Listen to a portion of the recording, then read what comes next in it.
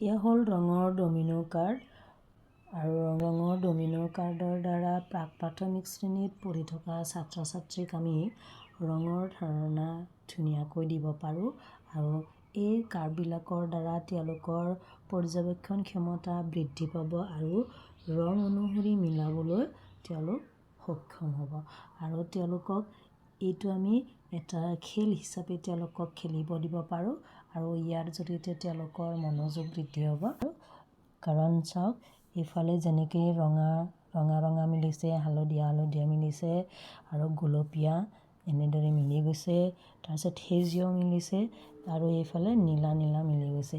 ঠিক তেনেদৰে পিছফালেও চাওক ধুনীয়াকৈ মিলি গৈছে ৰংবিলাক। এয়া চাওক, এয়া দেখিছেনে? ধুনীয়াকৈ মিলি গৈছে চাওক। গতিকে এনেকৈ তেওঁলোকক ৰংবিলাক মিলাব দিব পাৰোঁ আৰু তেওঁলোকে খুব ভাল পাব ইয়াত ডমিনো কাৰ্ডবিলাক মিলাই আৰু ইয়াৰ দ্বাৰা তেওঁলোকৰ ৰঙৰ ধাৰণা স্পষ্ট হ'ব।